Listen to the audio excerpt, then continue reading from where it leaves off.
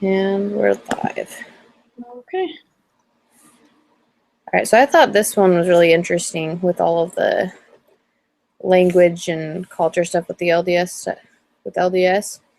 Mm-hmm. So, especially when they started talking about like the difference between those who were born in the church and those who were converts. Yeah. And how they choose to talk about things. Yeah. Because I'm a convert to the church, and so I've noticed that difference in how different things that I talk about or how I talk about them versus people who it's all they've ever known. Yeah. And I'm not a convert, but from knowing converts, I see it too. Not as much because a lot of the people where I'm from aren't converts, but the converts I do know, I can tell the difference. Yeah, like to hear my parents with, because I was like 6 when when my parents and I joined the church, and so I was young, and we went through the temple when I was 7. Yeah. And so to hear my parents talk about going through the temple and their experience with that and being baptized and everything versus looking at like different friends of mine or other people in the ward that had grown up in the church and that had always been members, just to hear Mm-hmm. them like talk about the temple versus my parents talking about their experience in the temple were like very different things, just because of, I would say, kind of the converts seem to treat it with more respect in a way, or at least some of the people here. It's more of a reverent topic for the converts because of how sacred and everything it is, and it's not something they've always had. Yeah. I can So, see that. I mean, it's not something I've really noticed myself, but I can definitely see why that would be the case. Because, I but, mean, you grow up in the church, okay, well, I'm going to go to the temple one day and all of this stuff about it, as opposed to going the first time with not much knowledge about it. mm-hmm. And So, then like your family understands it, and so you can talk to your family about it because they're members too. But then when yeah, you get to that point where no one else is, and then you're trying to find ways to explain it to other people, and yeah, then yeah, that's what's been fun with my family is, other than my parents, no one else are members. And so when I got married and got sealed in the temple, it explaining to my grandparents what that was and why they couldn't be there. mm-hmm, yeah, It was trying to find a way to explain it to him where they would understand it without using all my church, yeah, like, oh well, you should know. Well, they don't because they're not members. yeah, yeah. Um, Even here at my job, my mom works at the same office I do, and she does genealogy. So and she also teaches seminary. So she had this stuff out the other day, and the receptionist here came and was asking her what it's all about, and just listening to her try to explain it without using words that people understand was interesting because, oh yeah, it's seminary, and most members of the church would know what that is, but someone who's not used to the church and doesn't know it, it's, well, what is that? And it's harder to explain. Mm-hmm. Yeah, I know that was something that was hard for me to explain when I was in high school about why, I got up so early, why I was always so tired. And I was like, Mm-hmm. I mean, yeah, the other members knew, yeah, I've got seminary first thing in the morning. But to tell people, yeah, I have to, like, I had to change my wording, be like, I go to Bible study. And they're like, why do you go so early? Why don't you just do it, at night, like once a week? Or why do you even go? What does it matter? And so, Yeah, yeah, trying to explain why I was up in that early and by my own free will. And so it yeah, was, right, one of the, so I just, as I'm looking at this, something that I thought was interesting was the whole concept of like um, the interchangeable like swear word type of thing. yes. I thought that was really interesting. I did too because, talks about, well, if you're just substituting a word, is it really any better? And I mean, I do that. Like, I'll say darn or dang it instead of, what most other people in the world would say. Mm-hmm. And, thinking, well, am I really just doing the same thing? Was really interesting to think about. Yeah. Especially like I like the part where it said about, if you're like playing basketball and you're getting frustrated. Like this happened when I was in young women's, we had like the church ball game, and there was Mm-hmm. one girl, she got so irritated because people kept bumping into her as Mm-hmm. we were running, and she screamed the F word in the middle of the stake center. Like, don't effing push me. And we're like, I mean, we've all yelled stuff at each other, but like it was because it was that word specifically, Mm-hmm. we got thrown out of the game. Yeah. I was like, oh, like, but people were like, oh crap, and like everything else, and they don't see, yeah, like they don't see anything, but then you hear the actual word itself, and it's a lot worse. Yeah.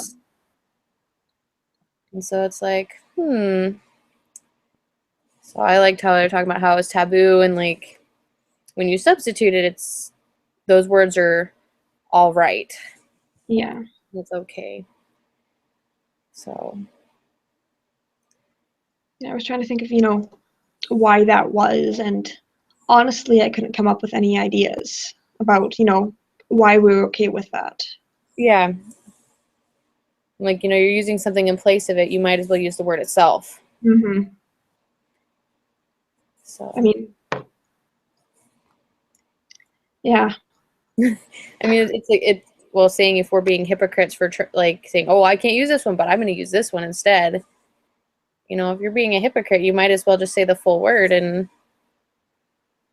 at least you're so it's not as taboo. And so I was like, "Oh, it's And I guess in some ways, a lot of the substitutes words aren't as like strong. Like they're not as bad for whatever reason because they're not as vulgar or as rude as these other words, even though there's not really much of a reason they shouldn't be. yeah." I think a lot of it too is also it's the United States, Mm-hmm. because I had a friend. Like, there was a girl that she was here visiting her sister from England.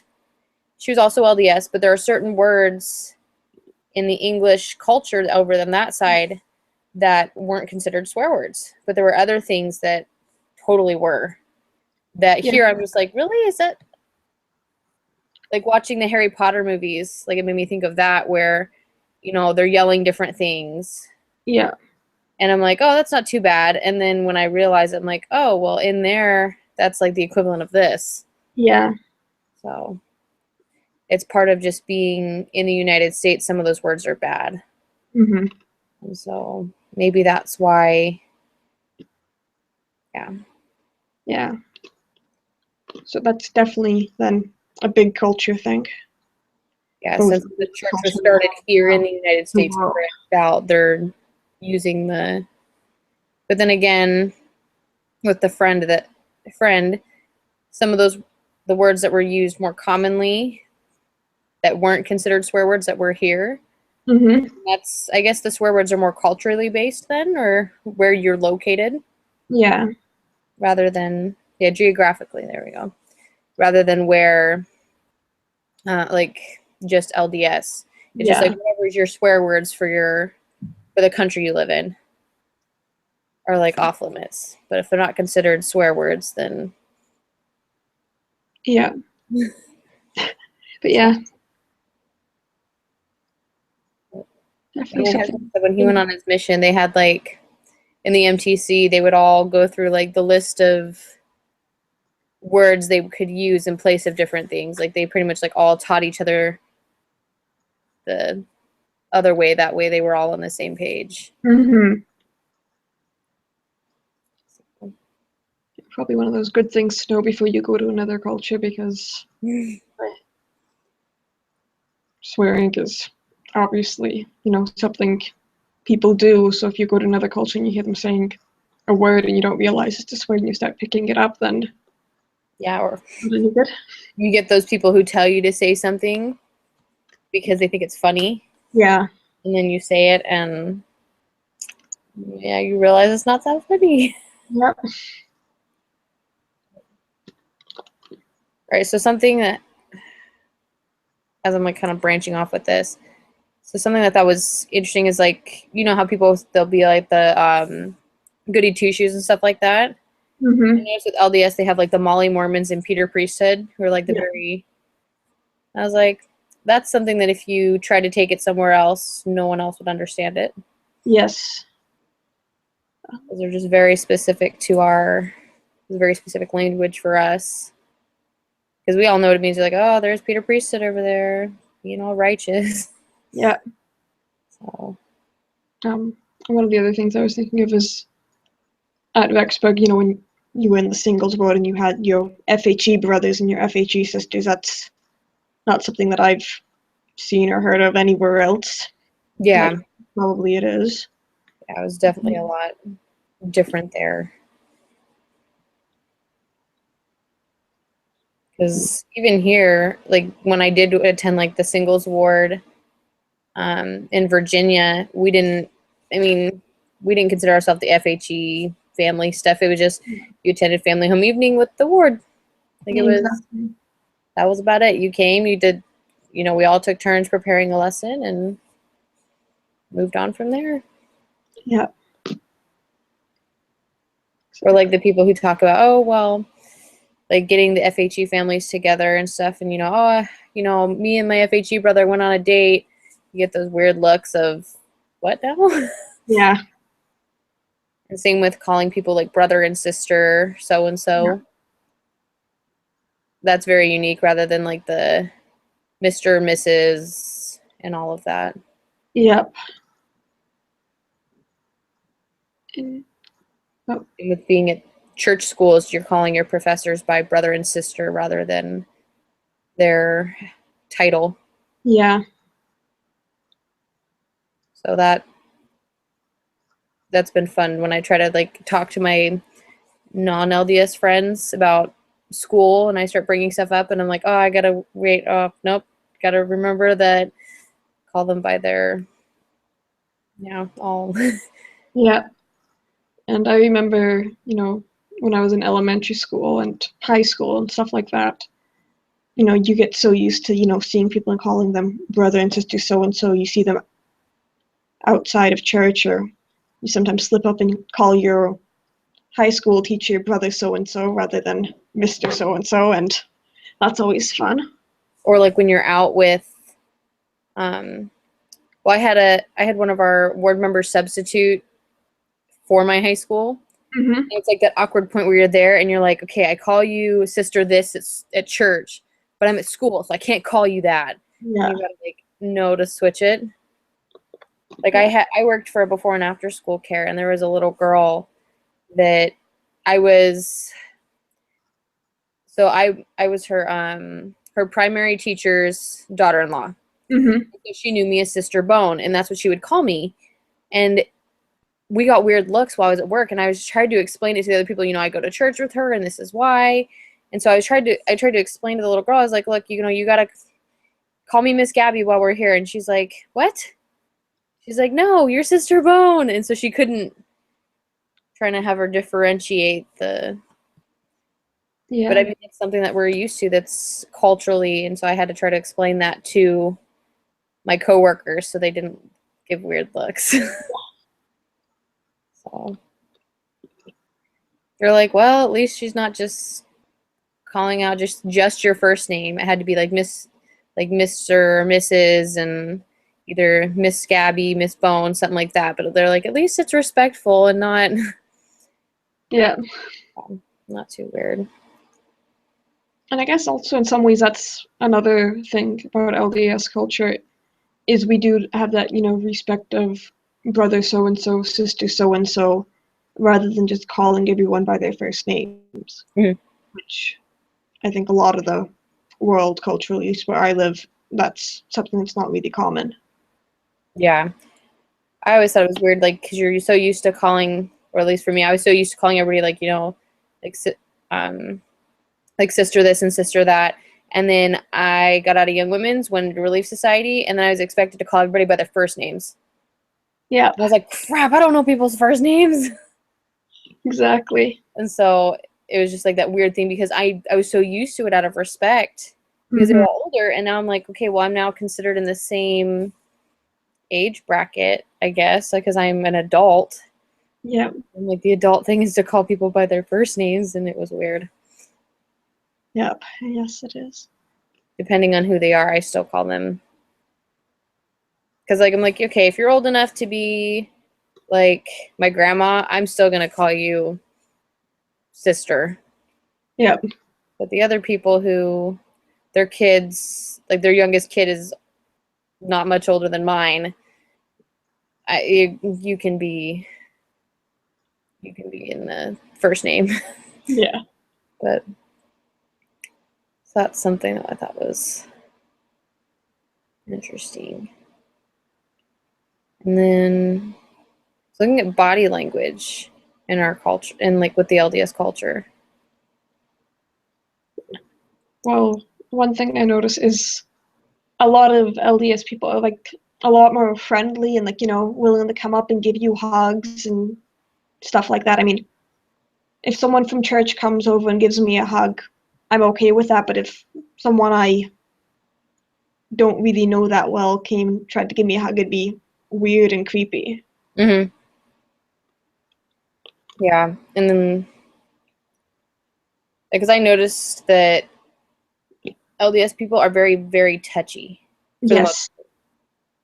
Like everybody's like, I mean, other than shaking hands, but everybody's like, a hug and everything else like that. And then you get to the like, I don't know, because maybe just like for me, like the U.S. culture, people are not very touchy. Yeah. And then you get some of like the like Asian cultures and stuff that it's wrong to touch people. You don't touch each other. But then you get the more like the Latin American cultures where everybody's touching everybody. You kiss Mm-hmm. each other on the cheeks. That's your hello. But I mean, there's more other cultures with that, but the difference of how we greet each other too. Yeah. Because typically it seems with LDS, you go and you introduce yourself to people in the ward. You're shaking hands. It's the Yeah. first thing you do. This is my name, and here's my hand. Yeah. So, Yep. And you're greeting people, you're saying goodbye to people. Um, we have the missionaries over for supper just about every Sunday, and they don't leave until you've shaken the elders' hands, and a bunch of the sisters, want hugs. And I mean, most places, any guests you'd have over, you wouldn't be shaking their hands. And I mean, if they were friends, you might be hugging them, but it's not usually, okay, let me go through and shake everybody's hand before they leave. yeah. And then you're not inviting strangers into your home typically either. That's true too. Here, I'll feed you dinner. I don't really know you, but you're going to come over and eat food at my house. Yep. And then share a lesson with me. Yeah. And then, okay, so looking at this about like the different ways of praying that we have, like, um, like folding our arms. I know that's something that, so, I mean, a lot of different churches do it, but I've noticed ours is like, that's pretty much strictly how we do. Because my husband's family, like his extended family, they're not members. Mm-hmm. And so I don't know which Christian denomination they are, but they all hold hands in a circle when they pray. Everybody in the room has to be all linked together. And so when you've got people like stretched into like the kitchen, dining room, living room area, and you're trying to get everyone's like make sure everybody's linked in, you can't pray until everybody is linked in that circle. Wow. Yeah. So it's interesting when you've got like 25 people and you've all got to make sure everyone's hands are being held. Yeah. Same with the kids. They made the kids all hold hands too, which I was like, everybody just fold your arms. It'll be faster. Yes. And I mean, we even have like primary songs where, you know, you tell the kids, okay, you have to fold your arms and bow your head and all that stuff to pray. So it's Yeah. fun. Same with the language in our prayers. Like that we use like the more olds, like thee, thou, Yeah. and then our prayers are to be kind of different every time. It's not the Mhm. same repetitions. Unlike you get, because then you get the other religions who look at it more of it's like the same prayer you there's certain prayer you say for dinner, ones you say for bed. And so Yeah. like for us, they're all different. Yep. One of the girls in my primary class, like most people when they start their prayers, it's Dear Heavenly Father, something along those lines. But her family is from a different Christian religion originally. I can't remember what. So she always starts off, Heavenly Father, hallowed be thy name. So that's always, you know, interesting. Like, oh, different Throws from off a little bit. culture. It's Yeah. different. I mean, I'm not sure if her parents also pray that way, or if it's just, you know, something she remembers from when she was younger and hasn't stopped doing. But Yeah, and say, or you get the, I mean, even within LDS, you get the people who their prayers are straightforward and to the point. They only, pray for the certain things that you're there. Like for the meetings, they pray for how the meeting's going to go and close. yeah, Or you get the people who it's like, help with this, help with that. We're thankful for this. Please bless us for this. And so they go through like this long, they hit one of everything. And then those are the prayers that you sit there and you're just like, if it's like first, like the early morning church, you're like falling asleep when you're sitting there. yeah. Mm. In the afternoon, and all you really want to do is get out and stretch your legs and find something to eat. Like the 5-minute prayers. Yes. You're like, okay, I gotta open my eyes up, otherwise I'll fall asleep.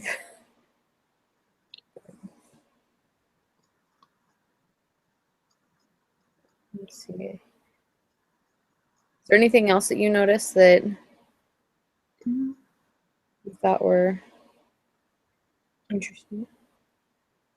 Not really. Okay. You know, the comment on the article or the discussion, whatever it's called, about, you know, the way we sit in class and who we sit by.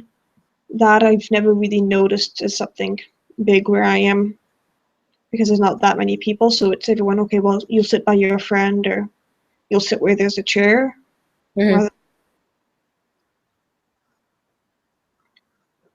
Yeah. so I never noticed anything about that.